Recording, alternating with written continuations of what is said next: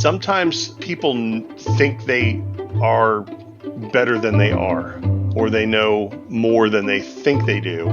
And somewhere, somehow, the reality of that will hit them. And sometimes a teacher has to deliver the punch. And, I never want to embarrass someone in a class, but we, as instructors, we've all had those people in a class that try to, take over a class and show that they know everything about everything.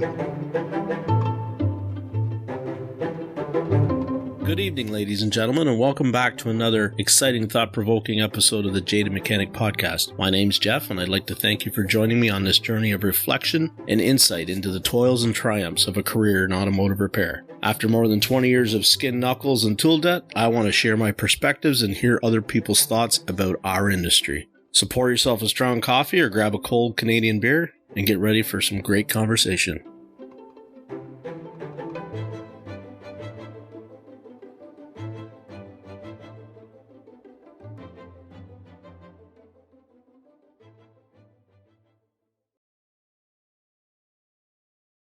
Yeah, I'm doing the class that's titled Developing a Learning Environment in the Shop. Nice. I'm gonna try and pop in on that for a few minutes for sure. I'm super excited. I mean, it's been a whirlwind around here for the last 2 weeks. I started a new job last month, and you said it's going well. Jim, I can't. So, I mean, I've been doing this a long time now, right? Like over 20 years. And I can't remember having a better first week at any job than I had. So, I mean, it's just, I honestly didn't think there was a shop in my area that had that kind of culture that we talk about and that we're trying to bring forward and stuff like that. So, like, just to put it in perspective, Wednesday was my third day. And Wednesday night, they send me to my first ever CTI CarQuest training after hours. Now, I'm paid for my time to go. The class was fantastic. The local CarQuest store doesn't bring it to, like, I live in Kingston, Ontario. So we had to drive 45 minutes to get to the class. I would have driven 45 minutes and sat through the class without getting paid. You know what I mean? Because I've done that my whole career. Mm. So for them to do that on my third day, send me to a class, pay me, like, it's just, that to me speaks so many volumes, because some people maybe would be like, well, when your probation's up, we'll send you on training, right? Because it's costing us X amount of dollars or whatever, and lots of people we still talk about don't pay their techs for training. So I was just gobsmacked. Like, this job is a 5-minute drive from my house. A substantial pay bump. It's a 4-day work week. Like, I didn't think there was a shop in my area that operated like this. All the kind of stuff that we talk about in the groups and chats and all that kind of stuff. I didn't think there was one around. And I'm over the moon ecstatic. They're very satisfied, very happy with how I'm working in so far. They're on the tech metric system, and they're big on the DVI and stuff. So, I mean, I haven't done DVIs in my career ever. Okay. So that's learning the tech metric system is, it's a very easy system to learn. It's just getting the process down of navigating back and forth and that kind of stuff. I'm not super tech savvy, obviously, right? As we've talked. So, but I love it. I mean, I made the comment how I think so many of us in this industry and the humans in general, I think when you're in a place and you feel like it's okay, you just end up in a rut. You know what I mean? And I wasn't overly unhappy with where I was, but I was not aware of other options that I had out there, other opportunities, because I was just kind of complacent. And, I can tell techs right now that, I mean, I'm earning $12 more an hour than I was 4 years ago. And I didn't renew an AC cert. I don't think I became any better a technician than I was 4 years ago. It's just that the technician shortage has certainly driven up the rates of what people are charging now and what it's paying. And I mean, to me, I love it. I think it's a great thing. So It just, and I apologize, I'm not a downer, I'm a realist.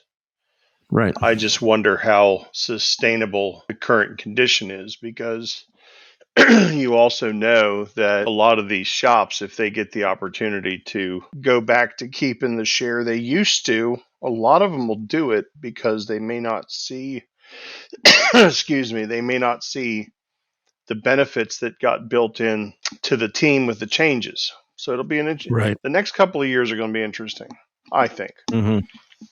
Now, can you elaborate on what you mean by that? Like keeping like the share? Can you kind of, because I think I know what you mean, but Well, shops are having to, target their goals to be able to offer a package to attract technicians because they can't Mhm. find them.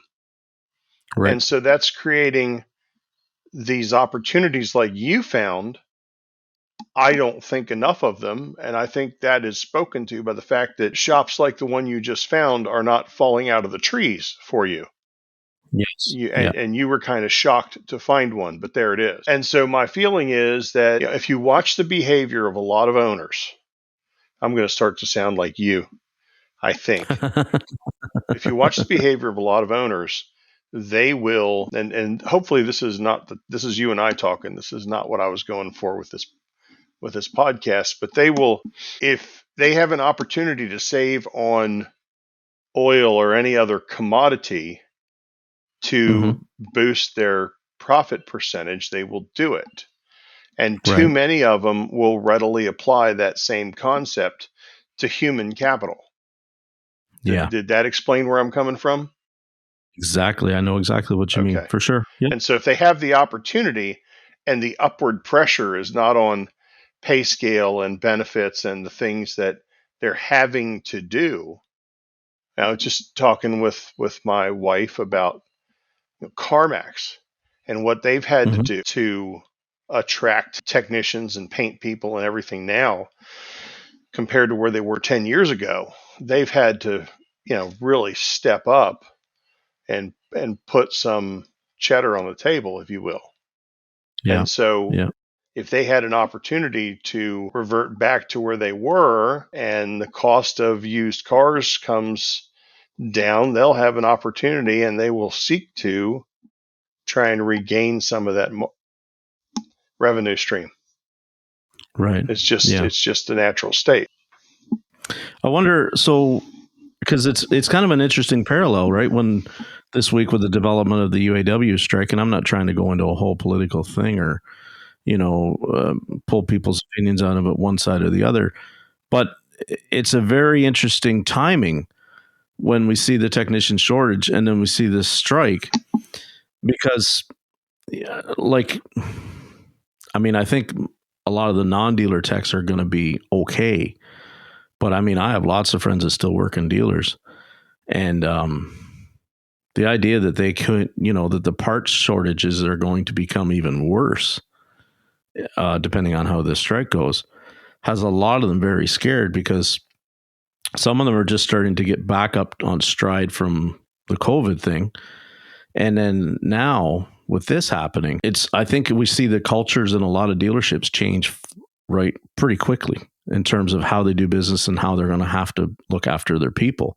Because, when COVID happened, a lot of techs left dealerships and shops, and some of them trickled back in and others went to different places. I mean, the podcast that just kind of came out last week there, we talked about that guy, he left the industry. But I think this time around with the part shortage, you're going to see, I think it's going to flood the market with some pretty talented men and women from the dealerships that are going to, because they just have had enough, because a lot of us techs in the Bay, we don't care if we're bolting on an OE part, we're bolting on a good quality aftermarket part, right? We just want to get the car done and get paid. And the dealership, unfortunately, is not allowed to necessarily operate like that, right? In terms of being able to put on any part just to get the car back out the door. Their hands are tied with what they're supposed to use. And I think, I don't know. I'm excited to see how this goes. I don't want to see anybody on strike. Obviously, I think I think very grandiose, unrealistic expectations of what they're looking for. And my dad was an air traffic controller. Okay. And he was actually nearing the end of his career and retirement during the Reagan years. Okay. And that's when the guys went on strike. And Yeah. my dad told him, he said, you guys have points and everything else. He said, at the time, my brother was single digits. I was approaching my 20s, and I had a baby brother that was 13 years younger. And my dad says, I can't go out on strike and throw all this stuff away. And he told him, he said, Reagan's going to fire you. And so, my dad in the 80s with government benefits and everything else and with overtime was pulling down an easy 6-figure plus income. So they still went out on strike on that. And they got greedy and they got smacked for it. And I don't know, the stuff that they're going for, the 38-hour work weeks, 36-hour work weeks, and things like that, it is hard to hit. From what I understand from my work on the management side, it is hard to hit efficient utilization of fixed operations expenses when you are not utilizing them enough percentage of the day. When you come in and you turn the lights on, you've got to get a certain amount of throughput. Yep. Or else the fixed operations and those costs just eat up everything. And then you want a 40% pay raise on top of it. I'm not seeing the math. Yeah. And I have a feeling that I don't know what they're going to do. I mean, they stepped in the last time and they forced some deals and picked winners and losers. I don't know what's going to happen this time, Jeff. I don't know. Anyway. Yeah. So kind of give us your, what's your current role and title? And then let's kind of talk about how you wound up getting there. That's a great question. So that's what I do. So for the last number of years, about 2000, I found myself out on my own. I was separated from a job as a sales manager for a 10-store independent parts chain. And so I had responsibility for a group of salespeople, and I was the technical expert on the parts, and I was in a role where I was getting the opportunity to tour facilities. I have been up into Canada and toured gasket making facilities, and I toured Roll, and I've toured a couple of places up there, and then of course in the US, because I could understand what I was looking at when I was seeing parts being made. And so I was in that role, and when I was cut loose, it's like I knew all these shops. I was seeing through my other sale guys or myself, I was seeing upwards of 600 shops. Wow. And when something would come up, hey, we're having problem with this ignition coil. Yeah. Right? If I was the sales guy who could go out and hook up an amp clamp on my Antero. There's a name for you from the past. And I could tell if that coil was properly loaded or not. Yeah. And so actually, I won't name the supplier, but I will tell you that I discovered that they were receiving coils that didn't have enough loading in the windings to meet specs. And so we had shops that were seeing misfires. And because I was able to provide them the data and the research to show them that, my entire inventory for 10 stores was changed over to newly sourced product within 2 weeks. So those are the kind of things I brought to the table. When I left that job, I went mobile in 2000. And the shops weren't doing programming or anything at that time, but Jim had an IDS and a Tech 2 and good Volkswagen software. And those were the main brands of the body shop I was located next to.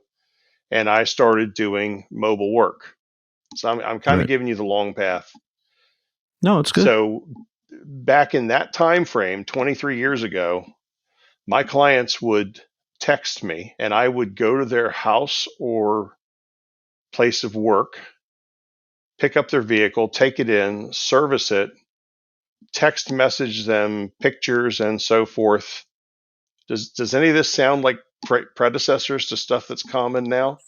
And Sure. they would give me approval over the phone, and I would test drive the car on the way back to them, and then I would go to the next shop that needed a module installed or what have you, and I was almost entirely mobile. And Hmm. while I was doing that, a gentleman came into town, and he worked for CarQuest, and he was a sales guy Okay. for CarQuest. And all the shops told him who I was and what I was doing, and he came over and said, I want you to invite you to the CarQuest Technical Institute classes. And I did. I went. And he goes, you could probably teach a lot of this stuff, couldn't you? I said, well, I'd like to see how they put their information together. But that was the start of it. I ended up Yeah. being picked up as a CTI instructor in 2007, 2008. And I worked both of those businesses for a while. And then the success as an instructor kind of took over, and I went full time as an instructor. I passed off Hmm. my client list to another local shop that I was kind of partnered with, not officially, but just we worked together Yeah. all the time. And I went on the road full time. And I did that until 2016. And I was picked up by the corporate side as a curriculum developer working at the Research and Development Center. And I did that up until April of this year. Nice. So I was less traveling and more putting together curriculum for other instructors to teach and working Hmm. on special projects. When COVID hit and we went to virtual classroom, I was involved Yeah. with myself and one of the IT guys putting together the way we handled live online classes. Yeah. And I had a real passion for that. And it was probably part of my transition out, but we'll get into teaching philosophy. I was a firm believer that remote training can be done well if we focus on not lecturing to Right. the class, to have conversations with the class, to engage the class in exercises and thoughts. And to me, when you're teaching, truly teaching at a higher level, the instructor shuts up more and lets the students talk. Yeah.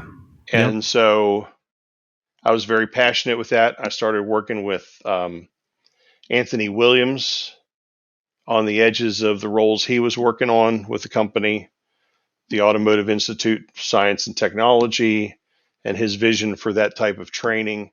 The first time we met 6 years ago, we had a conversation about everything that was wrong with the way we teach. It's, Hmm. it's just too much sage on the stage.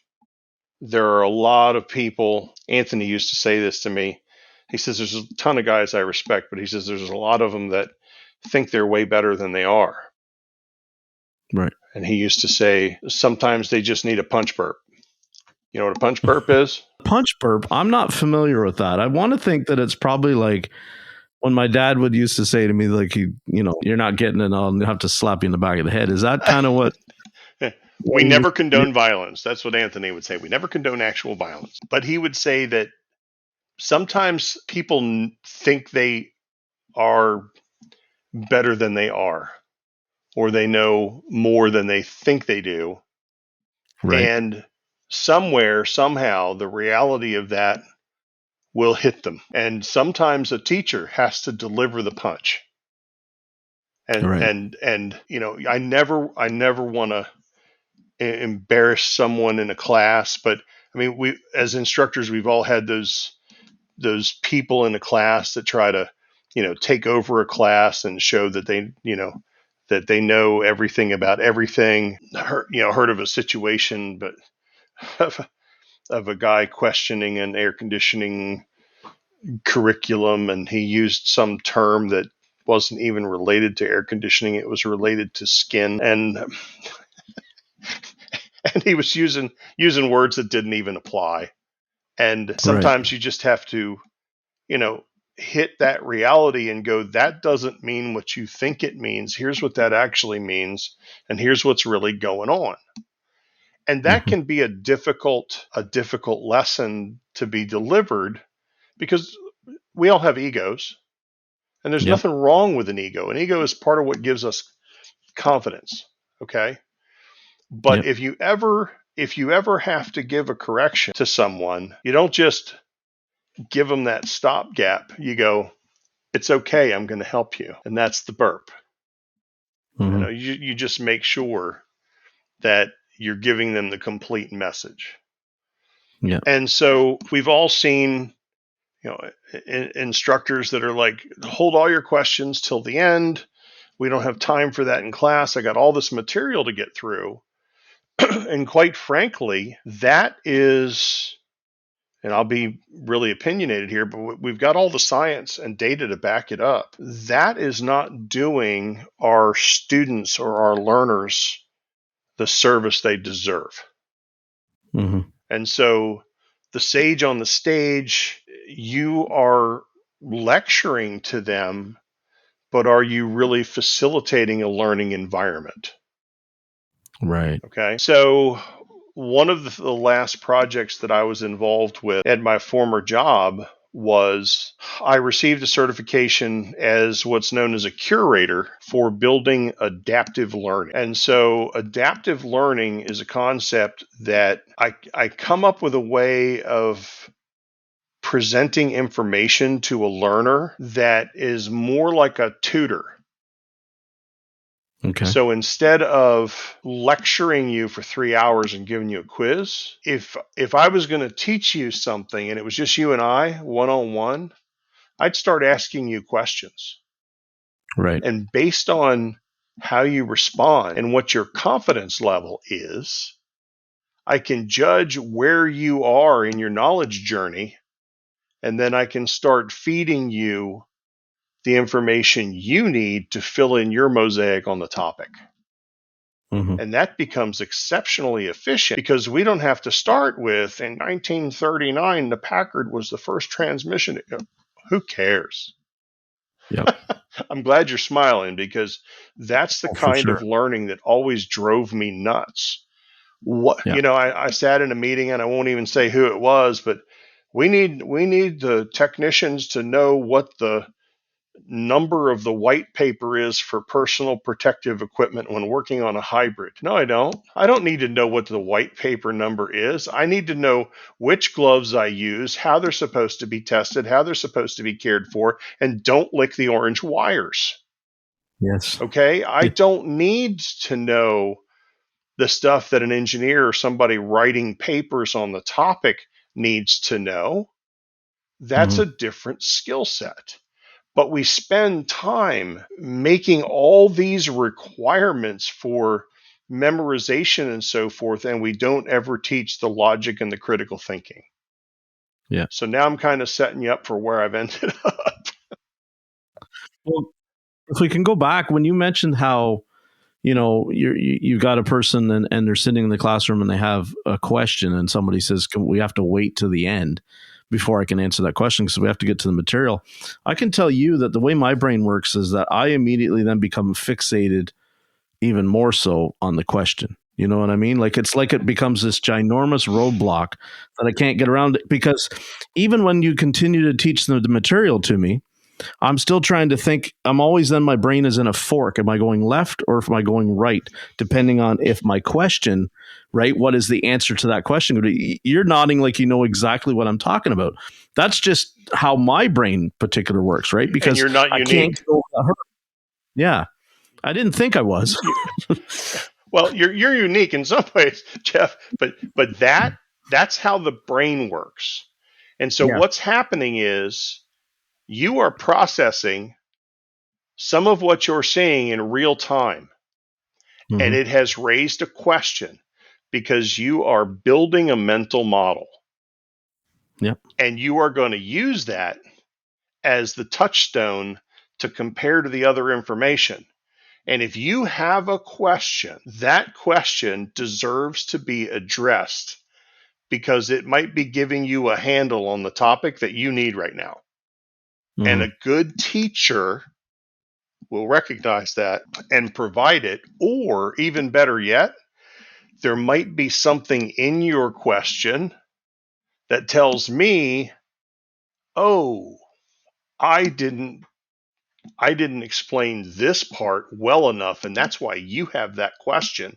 It's an Yeah. opportunity for me to course correct and learn Hmm. from that, because if you've got the question, guarantee you somebody else in the room does. Exactly. Okay? So let's go back to then to, because I think I understand when you're talking about when it's almost like a tutoring situation, right? And you start to ask me more questions. Kind of give me more on that, please. So I think a lot of what happens with mentors or people in the shop who are trying to, help the apprentice techs or help the other people in the shop, things like that, there is a pressure that people think they have to have all the answers. Right. And that nothing could be farther from the truth. Because if you're just doling out answers, you're really not giving them an opportunity to truly learn. So I will tell you, Anthony had, and you hear me talk a lot about Anthony, but he had an impact on me forming up and solidifying the direction I wanted to go. And so I credit Hmm. him for that. And he had a, I believe it was a master's in educational design. Okay, and Okay. there was a Carmcast, and we joked about the letters after Anthony's name. He's kind of sensitive. He's sensitive to it, but he studied to earn that. Right. And on the teaching methodologies and the brain science, I was constantly going to him for suggested readings and things like that, or discussing a topic. And then he was coming to me for advice on, he's working on something, or he's putting a lesson plan together for students, or he has a student asking a question, how would I teach this? He was coming to me on the technical side. Right. So Anthony and I mentored each other, if that makes any sense, because we had different skill That's, sets. yeah, that's pretty cool. And he said at one point, he was telling people, he wasn't saying who it was, and that's fine. But he said, I have this mentor who never answers any of my questions. He says, Wow. he asks me questions along the topics of what I know until I figure out that I knew the answer.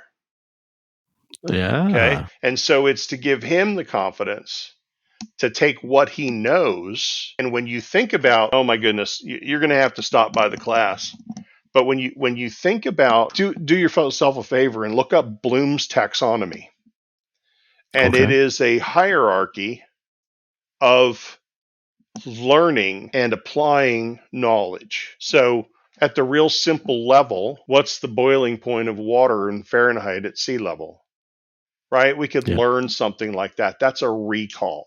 That's basic knowledge. As you start to move up the levels of understanding, then we start getting into things like explain. That's a different level. And then it becomes, at the highest end, it's you're extrapolating, you're synthesizing. I know this concept, and I know this concept, and I know this concept. I made an airplane. Hmm. All right. That's when you're moving up and taking different pieces of knowledge and combining them in new ways, because you have the mental model to start really working with that information. I don't have to Yeah. tell you the answer. You can suss out the answer because of the knowledge that you have. Right. And so I think this is actually what goes on at conferences, because okay, the first time you go to a big event, and I get a lot of pushback for saying things like this. When you first go to a big event, you're walking into the Shark Tank, man. There are people there, and let's admit, these people are at the top of their game, and there's a wow Yep. factor, and they're showing you stuff like mama never told me about that. And that's Yep. cool, right? And that's true, because they're pushing you into that middle level, right? But by the same token, after a while, I've talked to guys and they're like, I've been going for several years and it's just not the same. I don't think it's as sharp as what it used to be. I don't think the instructors are as good. And Jeff, I firmly believe it. I don't think that's what's happening. Yeah. I think what's happened is that learner has reached a level where the style of teaching and interaction that happens in a conference because of time constraints isn't as mentally stimulating to them as it used to be. And so Mm-hmm. what happens then? Well, the ones that keep going, what do they talk about? Oh man, you should have seen this session we had in the lobby. And we had all these guys together and we went out in the parking lot and we did whatever and we had a jam session in the bar on whatever after a certain period of time. Well, there's two things going on there, right? They're pushing up higher in Bloom's taxonomy. And then there's another concept that goes on in learning retention, Mm-hmm. right? If you just sit and listen to a lecture, you're going to get this much. But if you get into an environment where you start doing demonstrations and exercises, you retain this much. Yeah. And if you hit a point where you are teaching something to someone else, the retention of that experience quickly gets into the 90 to 95% range. So that's that Yeah. old adage, if you really want to learn something, teach it. Right. Because if you Yeah. care And about what you're doing, you got to take it apart and come at it from every angle. And you now have to understand it better because you're trying to be ready to answer whatever question a student has. I think it's just a byproduct of the different way, like we were talking, different way people think about things, right? Like I'm using the analogy of that question that's unanswered in my brain is becoming a roadblock, right? Do I go left or I go right? I think when we start to teach things to people, because I know it's the same thing when I've had apprentices and I actually stop and say, okay, this is how, I volt drop this circuit or this is how, and they ask the why do I do it that way? Immediately I have to think why. Why do I do it that way? Right. And then there's an explanation. But immediately what I'm getting from that, and we have to remember, you can't look at that question of why as, oh, what a distraction. What a, just shut up and listen for a minute. That when we start to think how they think, it gives us an insight through that question of how they think. And then that's how we really start to be able to teach more people effectively, is because when we run into more of those people that think left or think right or think in the middle, I'm just using, what I mean? It's an analogy. It's not really left brain, right brain. When we start to immerse ourselves with all these different people that think different ways and you see that enthusiasm come in, it makes us all so much better in A, being able to explain what we're trying to do, and then B, all, how we always say, people, you think that you know it all, like you said, and then you meet somebody that asks you a really good question and you realize, I don't know it all, right? Or they might know more than they even realize they know, because they've already got to that point that they're asking a really good question. Those are the few times that I've taught somebody something. Those are killer, man, when that happens, because it's just like, when we say, oh, I never thought about it like that. But really, when somebody says, I never really thought about it like that, what that means is that, like, I could be going in a different, better direction because of some just random question. I think that's really cool. I know I see it at the destinations events, and you see people always after a class or sitting around talking or whatever. And I think it's like the smaller events like Super Saturday and stuff like that, because I think it's more, what's the word I'm thinking of? It's less contrived as to what we're actually going to talk about. The last couple classes I've been on, the best one that we were on was case studies, because it didn't come with a particular topic, but you could see all the light bulbs going off in their head because he's just talking about case studies. And then people are very engaged in the topic because they're like, oh yeah, well, I had that and I went down this wormhole or I approached it from this angle. And then you see everybody kind of like meshing, right? Where, you know, that's been the most effective for me. And I think it's that way, like you said, when the guys meet after the class and discuss things or go out into the parking lot and pop the hood on something Can, real quick. can I That's add when on to what you've just said? these I do, of think course. the determining factor in that Mm-hmm. is how the case study is presented. Right. And so I have seen times when a case study was, here's this crazy car, and here's this cool thing I did, and there's the problem. Isn't that great? Right. And Yeah. yeah, it's great. But for me, if you're up here teaching, you ought to be pretty good. So we're just going to Mm-hmm. put that to the side. What I want to know was what gave you the thought, or what did you use to base your decision to create this test or to Mm-hmm. do X or Y on this car? Was it a Yep. swag? Yeah. Or did you actually understand something about the theory or see something else in data or whatever that sent you down that path? Mm-hmm. Explain to me your thought process that got you there. Right. Because one of the pieces of feedback as a curriculum designer that I got from a lot of shops actually was, teach us how it works and we'll figure out how to fix it. Right. It's like, okay.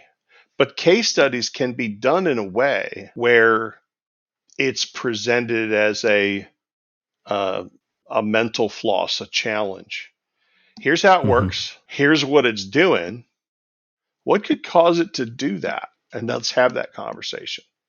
And that can be fantastic, fantastic Yeah. work. So here's basically what's happened with me. I Mm-hmm. I left my last position April. Somebody put my name in a hat with today's class technician. And so they reached out. We had a couple of conversations, and I'm now part of the curriculum team with them as a contractor. And Right. so it's another adaptive learning program, and there are some really excellent stuff going on in the background that I know about. You go in and you take your questions for the day or whatever they are, but that system, it's not just a quiz, right?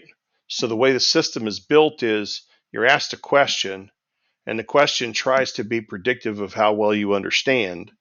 And then once you've made your choice, a lot of times, whether you're right or wrong, you're given explanations for each one of the answers.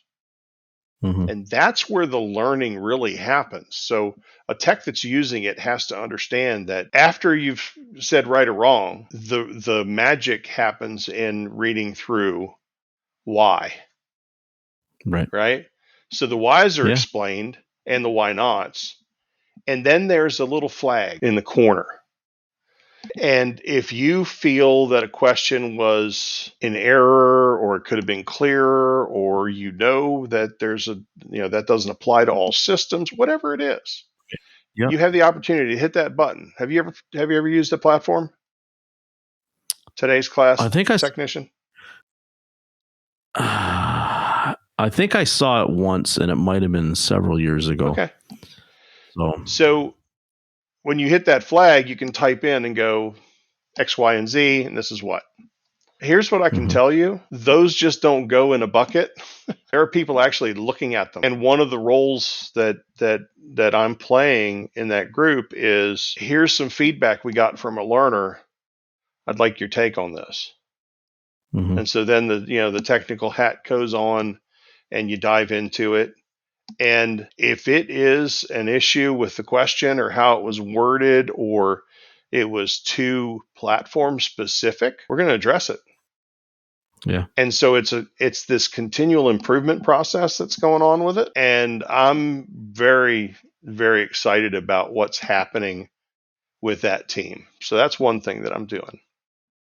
And then, not to cut you up, but in a lot of ways, that little flag then represents the same kind of scenario as the person putting their hand up with the question, right? That's immediately what's happening, right? Because so instead of, you guys have got it, it's forever now, right? You have immediate feedback on what that class is right then for that particular student. That's Yeah, awesome. it's there's just and there's effort to revise and rebuild and expand.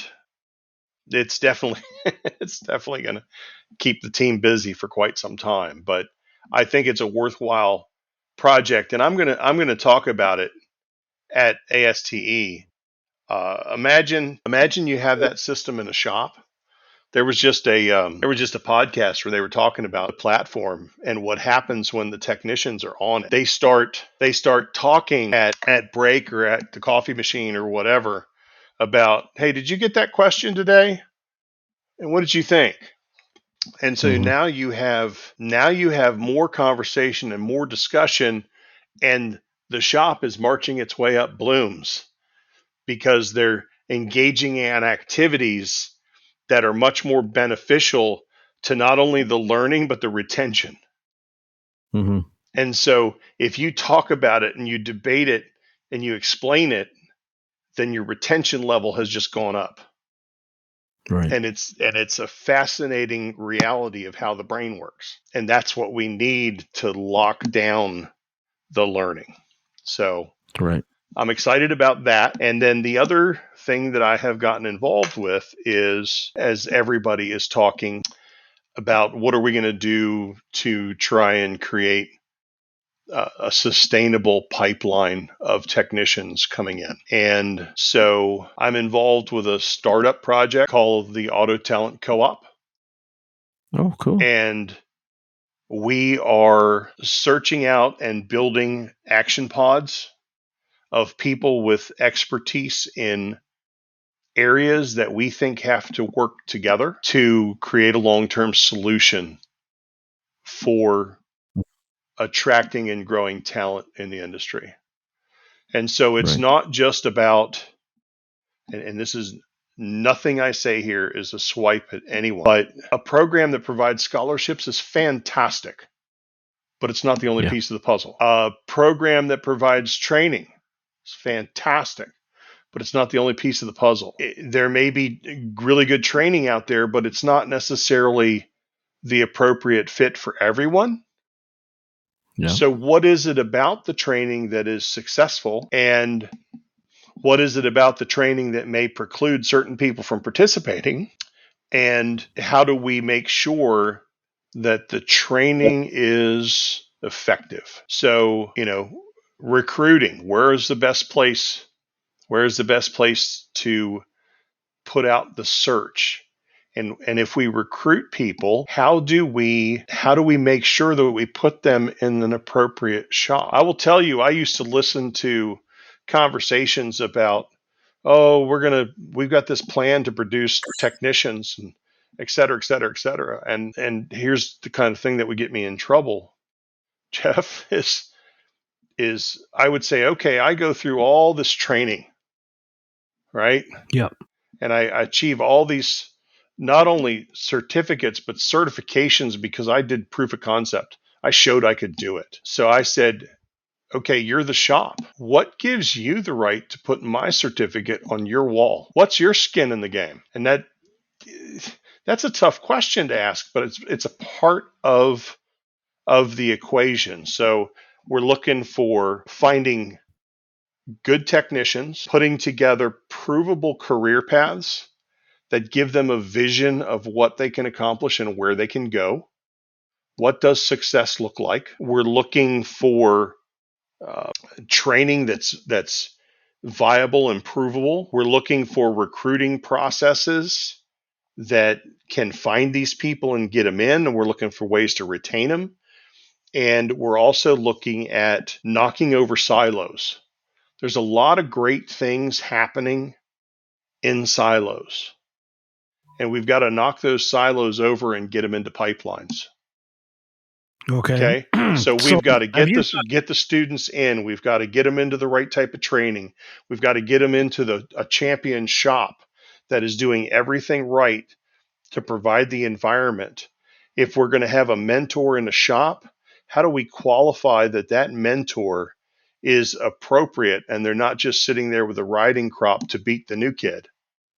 Yeah. You understand where I'm going with that. So, because again, from my dealer background, right, I've seen some successful situations where it's been, a foreman role has been very well. I think about our friend Brian Pollock in this because, he is a good example of a very multi-talented, strong in a lot of aspects of the job. And if you can get him to kind of clone himself into all the young people that he works with, right? You all of a sudden have a superstar team. You have a team of, people that can immediately jump into, somebody gets injured, as an example, in a sports analogy, and they're on the bench. That person can, or the military can pick up the rifle and continue on down the road. But then I've also seen, very poor examples where the quote unquote foreman or the exemplary person that is supposed to be, setting the standards within the shop is just an abuse of power. Has just allowed, that person, I get 40% of their labor, towards my ticket. So that's how they reward me.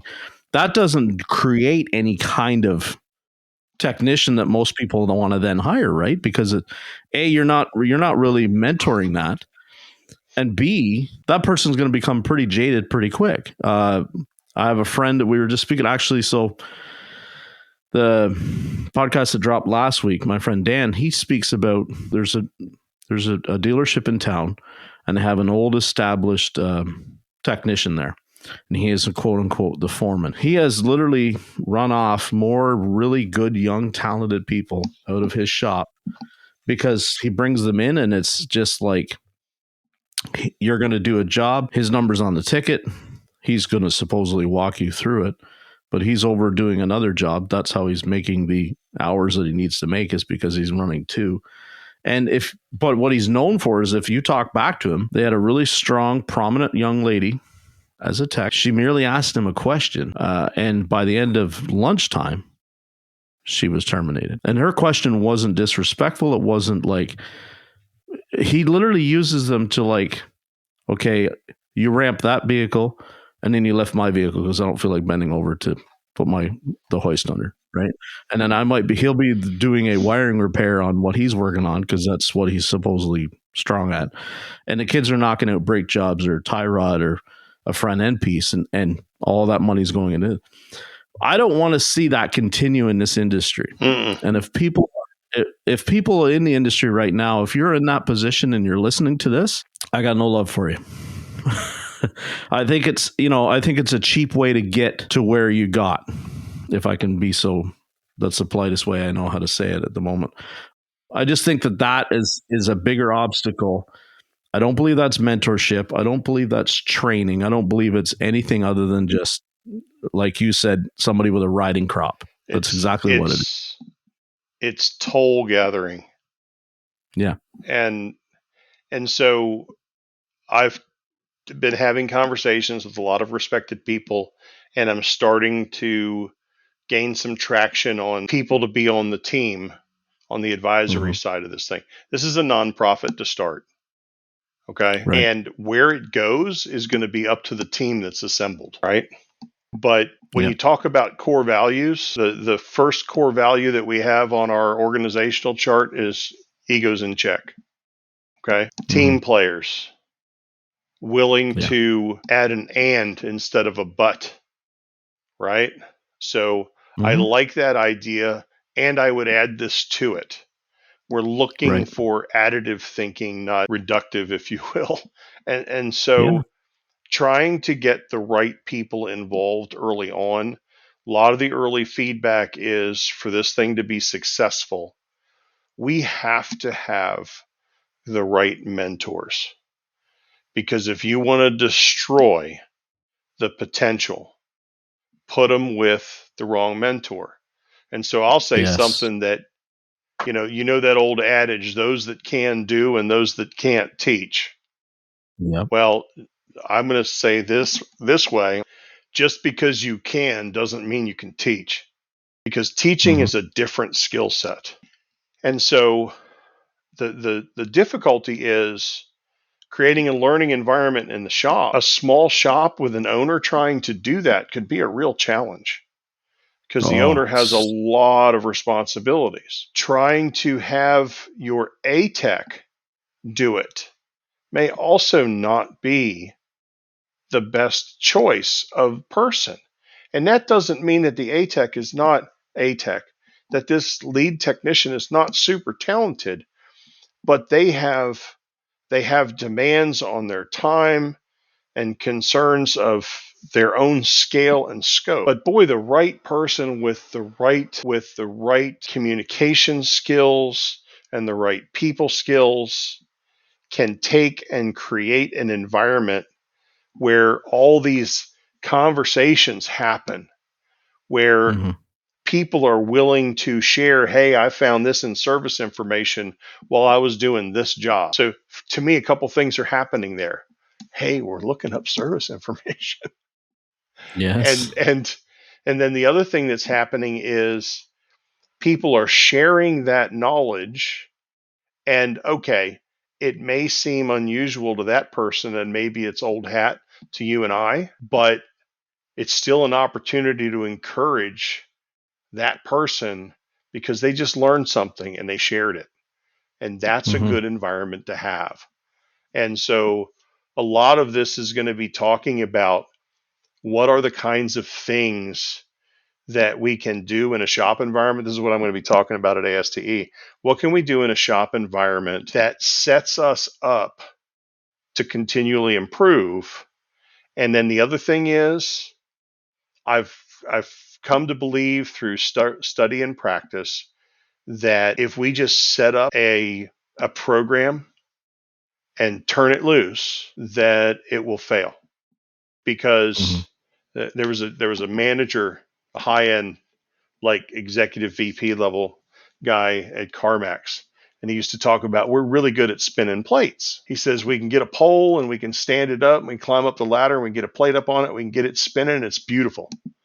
And then we'll go to the next one and we'll get it up and spinning and it's beautiful. And he says we do that for a while and then we look back and the first plate slowed down, wobbled, fell and hit the floor because Yeah. we didn't find or take the time to go back and give it another spin. It's kind of like that Mhm. basketball, right? I got to keep it Yeah. spinning or else it's going to fall. And so, to expand on that analogy, we're a 90-day environment. If we're not revisiting and resetting every 90 days, things are probably starting to disassemble themselves. So one of the things No. to work into any program is the idea that, okay, here's our goals for the quarter. Here's what we're going to work on. Here's what you're working on. Here's what I'm working on. Here's what this person's working on. Let's do these things. We're going to talk about them on a regular cadence throughout the 3 months. And then at the end of this, we're going to have seen what we did well. And then for the next 90 days, we're going to set a new set of goals. We Right. may leave this goal on here, but we're going to reset and reevaluate to keep our brains fresh. And so just do Mhm. these 90-day sprints for what we're trying to accomplish. And that keeps focus and keeps everybody aware of what's going on. It's none of this stuff is original. I probably shouldn't say that, but it's all out there. It's management principles. It's continual improvement process that's been around since the 40s. It's brain science from what we've learned in education for decades, and it's taking and applying it to a shop environment. You mentioned in the shop environment, and I don't know if the last time we spoke you mentioned this but a well-known shop owner that we know of, that I know of, and is pretty active. He every week his group gets together Mm. and they cover a subject matter, and then the next week somebody else in the group covers a completely different subject matter. So it can be anything from the quick lube kit. Is this guy related Will to a Nordic god? Okay, Yes, we'll let it go. yes, Mister Mister Hammer himself. Yes, right. Oh, so I couldn't yeah, remember. and I'll tell you what. When I heard him make that comment, I was like, right on. Yeah. Because the other thing that he mentioned was he's having one of his younger techs present to the group. And Yes.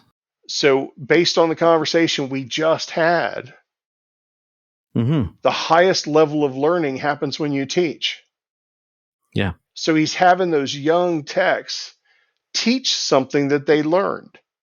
All right. Yep. Maybe it's something that you or I learned 20 years ago, Right. but we also may have forgotten it Mm-hmm. because we got lazy and just kind of went past it. But Yeah. it'll be a good reminder. And if Yeah. not, it'll be like, yeah, they did a good job explaining that. They get it. So now when I'm working with them out in the shop, I have a Yes. understanding of comfort level with that learner and that topic. So yeah. And we have a reference to go back to, right? We have a reference to go back to. We can say, remember when John taught this theory? That Monday morning before we all kicked off, or Friday afternoon, or whenever you want to do it. I think it's great. And I think it's, there's so many more that need to do it. Like, because I've done it, my way of always doing it was when I had something really interesting on a car, I would bring two over and say, hey, look at this. Right. And they'd go, oh, okay, cool. And you'd see some of them have that moment, like where what they'd learned in the classroom, suddenly they saw it in real life. Right. There's the real theory that he's talking about. There's volt drop in a nutshell. There's 12 volts, but it won't light a light bulb, right? That kind of thing. So, but it was always like, okay, it was always in an environment where we didn't have time to go into a big long of asking a whole lot of questions, right? It's like, this is a key fundamental thing I want you to see so you can understand it, and this is how it is in real life. But the time constraint was never to be able to then sit down, open it up, ask them questions, they ask me questions, we start going into a completely, like, a real teaching moment, you know what I mean? Where we get into the nuts and bolts of what we just learned. It was always like, okay, this is a key thing, and then they go back to work and they go, and that always frustrated me, right? Because it's the pace of the shop sometimes doesn't allow, when you have that incident, to really make it into what it could be. Do you understand what I mean? I do. And so this probably isn't the popular answer, Jeff, but why do we allow that? Well, because we got a car count, Jim. I understand we have a car count, but we're also working toward something bigger, because the car count's going to fix itself as we add talent and skill sets and efficiencies. Yeah. And so if I can take the time for that technician, boy, this happened years ago. There was a guy that was testing an ignition system, and he was following a flow chart. Okay.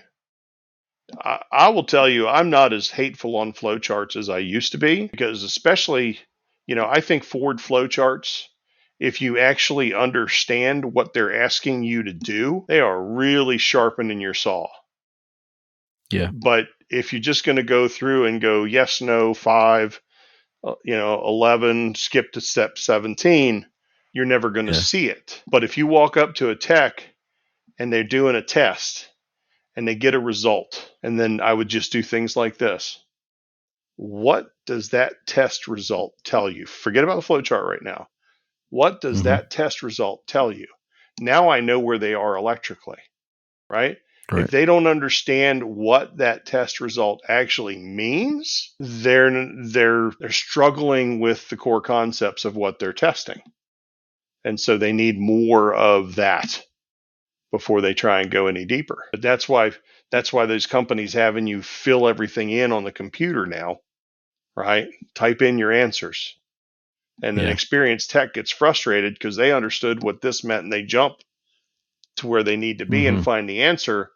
But you're not going to get paid for your time unless you write all that stuff out for me. Yeah. So anyway. Yeah. And that's because I can remember lots that, like, you'd get a code that was unfamiliar and you'd read through and it was like, it always seemed to come back to, it's just like, the flow chart is, say it's a code for a 3-wire sensor, right? At the end of the flow chart is still telling you to check the same 3 wires the same 3-way, the same way you always did. So it was like the flow chart was like, oh man, like you knew in your head how you probably should have approached it, right? But you're reading the flow chart to see if there's some nugget there of Maybe they do it different. That was always the stickler for me, is I would read it through and it's like, no, they're not doing anything different. It's just, I'm supposed to still be checking it the They're same, being methodical, yeah, and yeah. there's nothing wrong with that. No. So you make an interesting thing when we say, the car count will fix itself, but I think the biggest obstacle right now in the industry, and I'll say this, I don't think it's as bad as it used to be, but I think that we still have to get more people to recognize that, we have to train. There's no getting away from it, right? So we might as well put it into the operating costs. We might as well put it into the schedule and schedule it in somehow, and just accept that we're going to do it, because otherwise we're not going to have anything. We also have to clean, right? Or else the shop ends up looking like a pigsty. Mm-hmm. Now, if you've got the cash flow and you want to pay a porter to come in, I guess that's one way of addressing that. Right. But then my question or my challenge would be, does that lead to inefficiencies in work? Because I don't try to be concise and neat in my day-to-day work, because somebody else will get that. Right. So I'll throw it on the floor or stick the sticker on the tire changer and let some kid scrape it off. Do we do things? I taught a course all over the country teaching how to 5S a shop. Mm-hmm. Sort, straighten, shine, standardize, and sustain. And you would get people to look at the work environment. If you have a tire mounting machine and you don't have a trash can right there within arm's reach to put the stickers in there, you have made it harder to do it right than wrong. And they'll throw it for the trash can over on the other side of the room, but it is not going to stay as neat as if it is right here at arm's reach. And it's things like that we set an environment which creates the expectations. And so if we're not making it easier to do right than wrong, where do you look up service information? Oh, I got to go down to that third bay. Yeah, that's wrong. Well, my guys don't look up service information. There's why. Yeah. Right? Yeah. So it's... Yeah, or there's only one computer and there's 6 people in line to use it. Right? Yes. That's not efficiency. I have worked with a laptop on my toolbox since a long time ago. And you just get used to working that way. And and you're bringing back so many memories. Guys, when they were learning tire pressure monitoring systems and reset procedures and all these things, they didn't look things up, and so it took them a long time to look things up, so they didn't look things up. And so you'd walk up to the computer and they'd be like, I can't find a set procedure, I can't find how this... And you'd walk up and then like 4 clicks, you're there. Yeah. How'd you do that? Practice. They're all laid out the same, and once you understand it, you're there. So yeah, it's gonna be, I hope it'll be an interesting conversation. The one thing that I don't know if you noticed, but you can't give someone a system. Okay? No. The idea of a learning environment is it has to be an environment for your shop, for your team, for your goals, for what you work on, for what you're trying to improve. Too many people are like, just tell me what to do. It's not how it works. Now, there's a lot of other companies that try and work off of that model. And so I think that's why we see, I got to be really careful here. That's why we see certain trends and processes and things like that just become practiced from rote. But I know a shop 20 years ago that didn't bill or pay flat rate. And they were wildly successful, and it's still in business and being run by a second generation owner. The tech turnover rate was a waiting list for people wanting to come to work there. And so I think I'll just leave with this one comment. When we are trying to solve very large problems, there's a book called Influencer, and they talk about looking for positive deviance. And if you've never heard that term, it's like It's hard to recruit techs. I can't recruit techs. I can't retain people. And then over here is a shop that's like, yeah, I'm not buying it because they've Mm-hmm. got it. They've got it going on. That is a positive deviation from what the norm is. And Right. so go in and watch. Don't say nothing. Don't do nothing. Just watch and see what is different about this environment. And where that concept came from was in Africa, there's this thing called guinea worm. Mm-hmm. It's a parasite that's in the water that the people drink the water and it gets under their skin and it's super painful and itchy and they just want to go sit in the water and scratch, which then the larva hatch and it spreads, right? Well, they spent all kinds of money on this and that and chemicals and treatments and all these things and they just haven't been able to eradicate it. And yet here's this village that has almost no instance of guinea worm in the population, and they go there and they Mm-hmm. look, and the women, when they gather the water, still that culture, still that thing happening, they filter the water through the cloth of their skirts, and that takes the larva out, which means the people don't get infested, and so they don't go back and get in the water and reinfest the water, and they've all but wiped out guinea worm instances in their village, and they didn't have to spend millions of dollars to do it. It turns out all we really need is a filtration system of this weave, and we get rid of Yeah. it. And so Right. sometimes these seemingly impossible challenges could have really simple, straightforward answers, and we should look for them. And And I that's think the beauty of that example is it's probably like that remedy probably came about very accidentally. You know what I mean? Like, and then it becomes a very organic thing. I think I'm making reaching assumptions here that it was just taught. It's we all do it that way. We all don't even necessarily know why we do it that way. But my grandmother did it that way. My mother did it this way, right? yeah. My daughter learned to do it that way. They don't know, but maybe back in somebody just figured the water's dirty. I filter it through my skirt as I'm standing here in the creek, filling the jug up. They don't know what they're doing in terms of the greater effect. It's just always done it that way, right? So always done it that way is a beautiful thing. It's also an obstacle, right? It just depends on what you're trying to achieve, right? We've got a lot of shop owners that just say we've always done it that way. that one Some of drives it's that one good. drives me nuts. Don't get me upset now.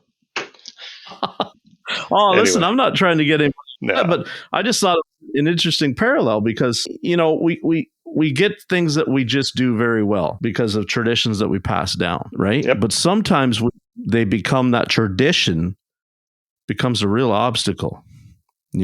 I think about it from this way, Jim. Like, we used to always say, "Well, why do I have to why do I have to do it that way? Why does it always suck?" Well, I had to go through it. You have to go through it too. It's just always been that way, right? You have to start out on the lube rack because I started out on the lube rack, right? You have to start out doing a bunch of tires because I started out doing a bunch of tires.